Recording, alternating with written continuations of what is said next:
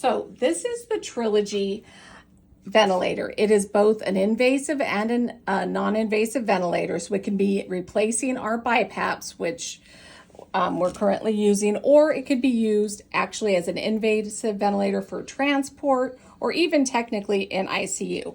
The part I want to bring your attention to is this. This is called a whisper swivel. And it is, when you first open the circuit's all tight in the package. You have to make sure you don't drop this part and lose this part. This part goes on just like that. And then if you were gonna put on a BiPAP mask, it'll fit right like that. If you had an HME in here, it would fit right in there as well. And then if you were to go to a ventilator, this would go right onto your inline suction without any issue. It fits right on there. And this is how the patient exhales. Notice that there is no extra lines. It is just your filter and your circuit. It's a single-limbed circuit. When you're talking about single-limbed circuits here, you can,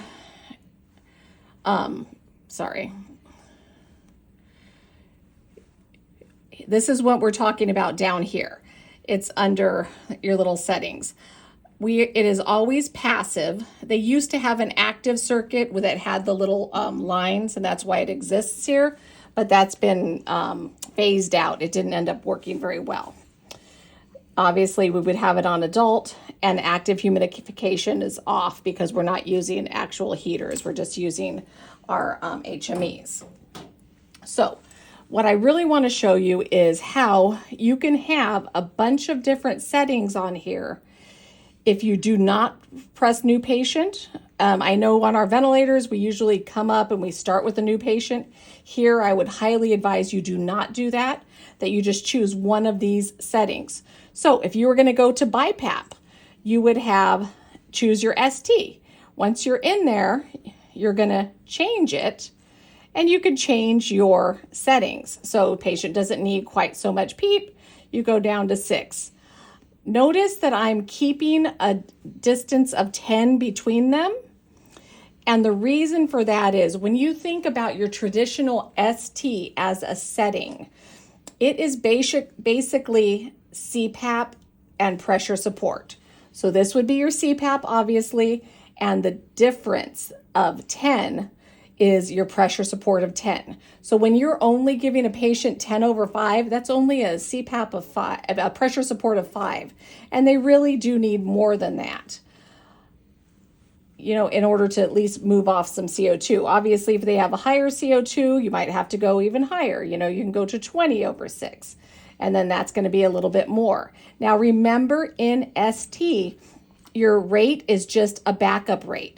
So if I set this to 18, 20, it doesn't mean that patient's going to actually be breathing 18, 20. This is just an apnea, if you will. It'll only kick in if the patient doesn't breathe 12. So you might as well just leave it at a safe minimum. Okay, let's talk about some of the other prescriptions. Here's CPAP, right? CPAP, all we have is our FiO2 and our CPAP. So if you were going to put your patient on CPAP, and you walked up to your machine, you would just go to your CPAP prescription. Then you go to settings, just the universal settings symbol, just like it would be on an iPhone. And then you could change it. Oh, they need 12. There's go. Press accept. Oh, they don't need that much. Go down. Accept. And that's all you're going to have to change. We'll talk about alarms in just a second. Okay, so we can add another prescription here. What could we possibly add?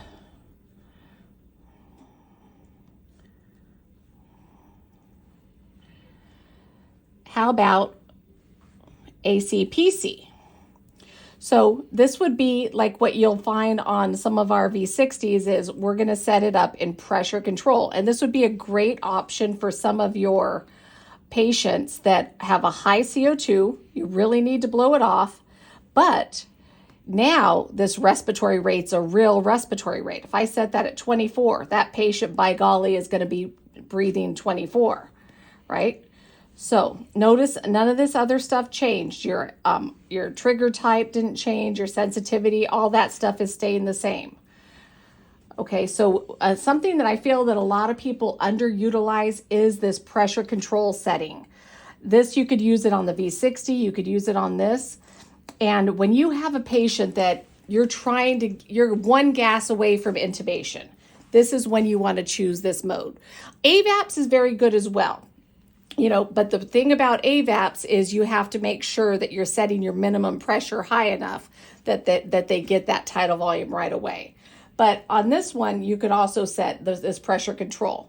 Now, even though we are doing this non-invasively, if we wanted to do AVAPS on this machine, we would just go to ACVC, right? That's just the same as if we were on a ventilator. And so here we would make our changes. Maybe we only want to do 450. Our rate, maybe we'll only do 24. Maybe they need a little more PEEP because they're a little sip, and they accept. And see, the nice thing about this is if you do not press new patient and you get this machine, you can set up anything that's possible by choosing one of these. So you could just grab this machine and say, okay, I need to do regular BiPAP. There we go. I could do AVAPS. I could do CPAP. We could do pressure control BiPAP. And if you needed to put this on someone with an ET tube to take them to IR, to take them to cath lab, someplace where they're going to be for a while, and you want to go ahead and set this up, that you can throw their vent settings in right here under ACVC, or even pressure control if they were in pressure control, but most likely in ACVC, and then it would just work.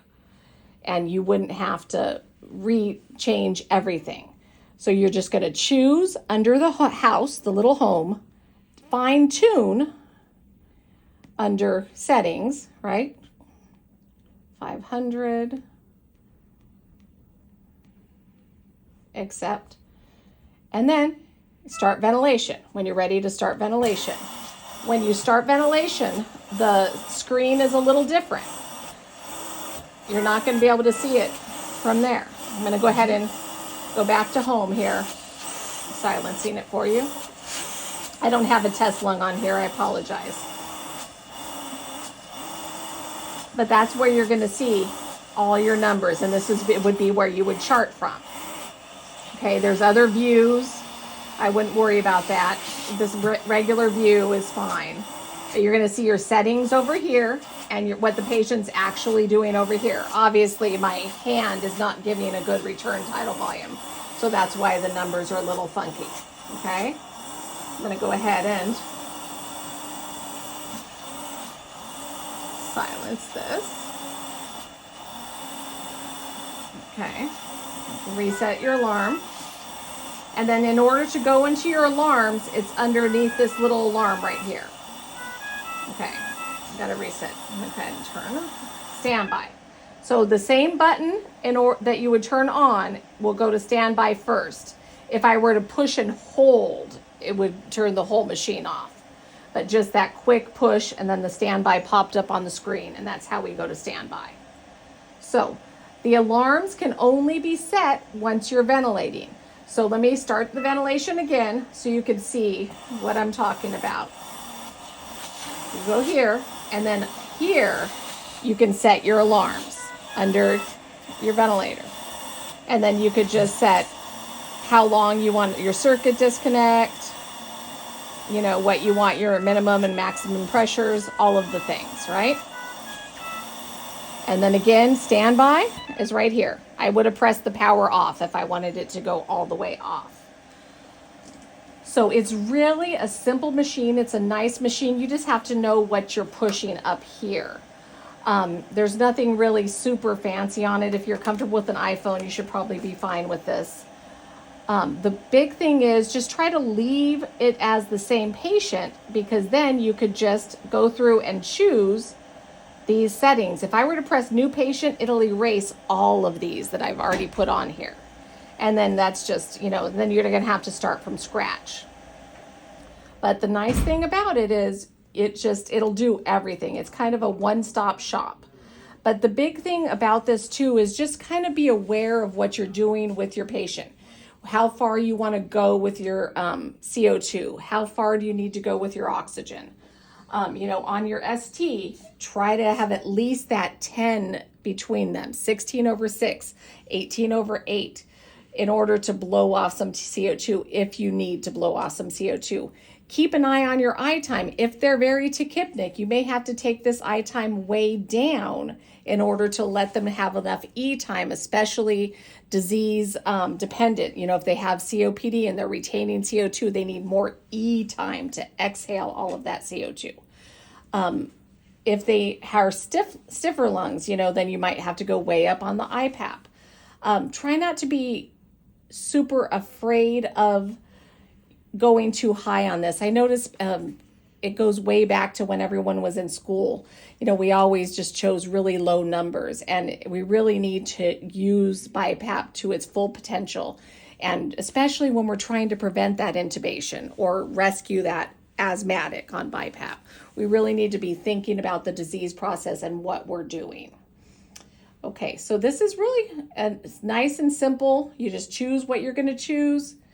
And I'll try to set them all up so they're like this. Just don't press new patient. Just keep the same patient. You can put your body weight and everything in there, but I would only suggest you do that if you're using it as an invasive ventilator for a longer period of time. Other than that, you really don't need to. Alarms, you're going to set once they're on the patient. And it's really easy to press silence. The silence is one of the only buttons on the outside, so you don't have to look for that, because otherwise I know you can feel like you get lost in this inner menus, whereas at least the silence button's on the outside, so you don't have to struggle looking for that. And then again, the big thing about this is everything has to go through this whisper swivel. So make sure you always are very careful when you open the package, and it can't be the regular BiPAP circuit. It has to be this one. And it has to have that whisper swivel, which is how the patient exhales. Okay, that's it on the Trilogy.